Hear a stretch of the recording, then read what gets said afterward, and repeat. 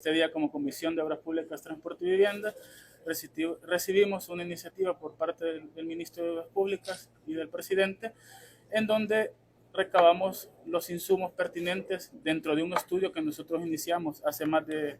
6 meses, en donde como primer momento, como comisión, escuchamos a cada sector, dentro de los que cabe mencionar el sector privado, el transporte público, a las diferentes instituciones como la Policía Nacional Civil, el Consejo Nacional del Adulto Mayor, entre otras, y esto viene a abundar más la ley dictaminada que nosotros tenemos desde diciembre, para poder recopilar toda la información necesaria para darle a la población por primera vez una ley de transporte enfocada en la modernización, en la igualdad, pero sobre todo que el pueblo salvadoreño y que el usuario se sienta contento y sobre todo a gusto con el servicio que se le va a dar. ¿Cuáles son los principales beneficios de esta modernización del transporte en el sentido de los problemas que se buscan solucionar para la población? Primeramente, uno de los beneficios que es a conocimiento de toda la población y en redes lo vemos es que la población siempre se ha quejado que el transporte está como un poco desfasado con la ley, y también cabe mencionar que con la ley que nosotros aprobamos la semana pasada, que es sobre la importación de los vehículos híbridos y eléctricos, se da el primer paso para que el sector privado como el sector público puedan traer los diferentes mecanismos de vehículos, ya ellos verán cuál es el adecuado, y así paulatinamente buscar el cambio del transporte que ahora conocemos, y también porque obviamente si tenemos un transporte moderno, nuevo, el servicio que se le va a dar a la población es mejor, y también eso va a beneficio de que si el transporte es nuevo, las revisiones que se le van a poner por ley a este tipo de transporte, obviamente vamos a evitar los desperfectos mecánicos, vamos a evitar también consecuentemente los accidentes de tránsito, y también así vamos a tener lo que podríamos decir un servicio más seguro y más moderno. Vamos a una pregunta también de Susana Peñate. Diputado, ¿cuál va a ser la dinámica de estudio con esta nueva ley, considerando que con el expediente anterior tuvieron encuentros con diferentes sectores de transporte, vinieron de taxis, mototaxis, transportistas, los de los Uber han estado escribiendo también cuál va a ser la dinámica? Y también en el tema de las edades de los transportes, cuando hicieron el estudio la primera vez, hicieron un análisis de cuántas unidades saldrían de circulación. Se habló de que al dejar 15 años sería casi el 90% del área metropolitana. Entonces, si retomaran esos datos. Bueno, primeramente quiero mencionarles que ha sido un estudio exhaustivo. Nosotros lo iniciamos prácticamente el año pasado cuando recibimos la primera iniciativa por parte del presidente. Nosotros como comisión, ya lo mencioné, abordamos los distintos sectores, el transporte público, o sea, los invitamos a la comisión, vinieron varios gremiales, los escuchamos a la Policía Nacional Civil, que va a ser uno de los brazos operativos de esta ley, escuchamos al Consejo Nacional del Adulto Mayor, escuchamos distintas entidades públicas, y esto viene a abonar a la construcción de un solo marco normativo. A eso cabe mencionar que vamos a agregar también el estudio pertinente de la ley que nosotros tenemos dictaminada, y esto es un mensaje también que quiero decirlo, que va en contradisposición a lo que la oposición menciona, que dice que nosotros prácticamente nos están corrigiendo la ley de CAPRES. Eso no es así. Nosotros queremos decir que no podemos decir que nos están corrigiendo nada, sino que deben entender la población que si ellos no trabajan de la mano articulada en lo que es CAPRES y la Asamblea, ese ya es muy problema de ellos. Nosotros sí trabajamos de la mano con todas las instituciones de gobierno, porque nunca vamos a permitir aprobar una ley muerta. ¿Qué quiero decir con esto? Que la población debe de tener seguro que nosotros al aprobar la ley, todas las instituciones van a tener la 100% de operatividad para poderla ejecutar. Y eso solamente se va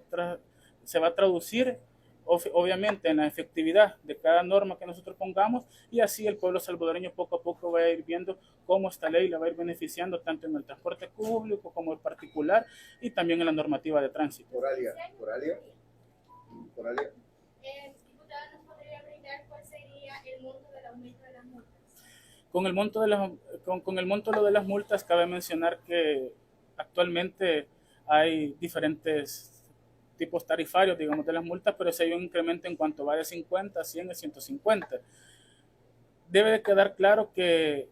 el incremento de las multas va acorde a un estudio pertinente que se hizo. Por ejemplo, la Policía Nacional Civil de Tránsito, en su momento nos dijo cuáles eran digamos, el actuar, o cuáles eran las multas que más se daban dentro de nuestra población. Dentro de cabe mencionar, por ejemplo, la distracción al volante, el uso del carril de emergencia, etcétera. Y entonces nosotros hicimos un estudio en donde la gravedad de la multa va acorde al actuar del infractor. ¿Qué quiero decir con eso? No es que le hayamos puesto, por ejemplo, a alguien que estacione en un lugar que no le corresponde $150. Eso no sería acorde a la realidad ni tampoco al actuar de la persona. La población debe de sentirse una satisfacción, pero sobre todo la responsabilidad que tuvimos, y es que, por ejemplo, si alguien infringe, por ejemplo, un semáforo en rojo y eso consecuentemente hace que haya un percance vial en donde pueda atentar contra la vida de una familia que pueda andar disfrutando su fin de semana o de una persona que va a trabajar, esa sí es una multa grave, muy grave. Y sí debe de castigarse con todo el peso de la ley. Y no solamente va a ser una multa de $150, sino que van a tener sanciones administrativas acorde a la responsabilidad que se tenga. Por ejemplo, pueden darse el hecho del descomiso de la tarjeta de circulación, el descomiso del transporte público en su momento o de la unidad particular, y consecuentemente vamos a hacer el trabajo homologado con el Ejecutivo para que no solamente quede la multa sin pagar. ¿Qué quiero decir con esto? Que como nosotros como Asamblea aprobamos anteriormente el hecho de homologar lo que era el NIT con el DUI. Actualmente el número de licencia era el número del NIT, pero ahora pasaría a ser el número del DUI y el Ejecutivo consecuentemente va a hacer la homologación en ese sector. Nosotros vamos a hacer las recomendables para el Ministerio de Economía, tanto como el MOP y las instituciones que sean necesarias, para que a la hora, por ejemplo, de una persona que tenga una multa pendiente y vaya a hacer un trámite, ya sea en una alcaldía, en una institución de gobierno, a la hora que tenga que hacer su trámite y vaya a ocupar su DUI y aparece una esquela pendiente, no lo puede realizar.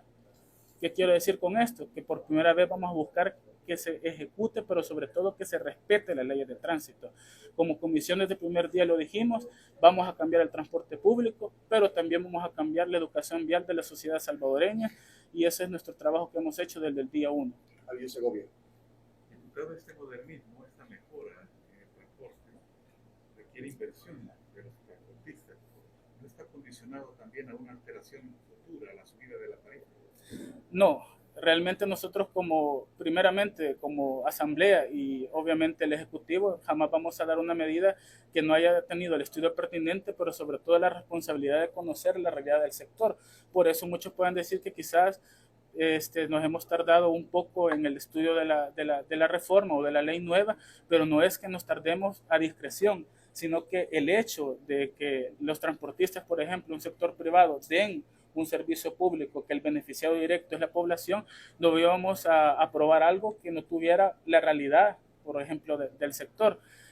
Obviamente esperamos, y así va a ser el Ejecutivo, al momento de nosotros aprobar la ley, va a haber un despliegue o una metodología para darle las herramientas necesarias, tanto al BMT o al Ministerio de Obras Públicas, para hacer un trabajo en conjunto con el sector privado y así llevar un despliegue económico para dar las herramientas para que ellos puedan acceder, por ejemplo, a una línea de crédito que en su momento, y así darle al pueblo salvadoreño esa modernización de transporte público que tanto tiempo hemos esperado. Hay una realidad,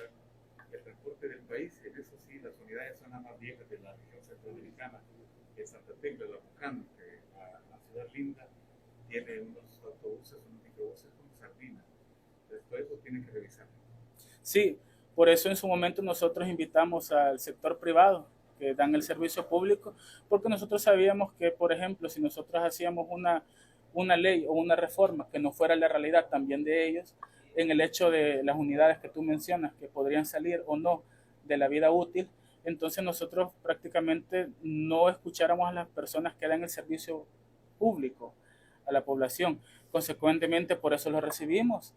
El estudio pertinente y los aportes que ellos nos dieron, y obviamente, como ya lo mencioné, esto ver de la mano con un plan o con una mejora que en su momento el ministerio pertinente, ya sea Obra Pública o el Viceministerio de Transporte, va a trabajar de la mano para hacer paulatinamente una mejora del transporte público. No es que nos vamos a quedar, por ejemplo, sin unidades o no. Eso se ha hecho el estudio y esperamos que una vez, como lo dije, no va a ser una ley muerta, nosotros aprobamos, el Ejecutivo se pone a operar y vayamos haciendo ese cambio necesario que durante mucho tiempo no se hizo por falta de voluntad política y prácticamente porque esta comisión, podemos decirlo, que estaba secuestrada por los partidos anteriores, donde prácticamente un presidente estuvo dentro de la comisión durante 15 años, si no me equivoco, y nunca se hizo una actualización de esta ley que tiene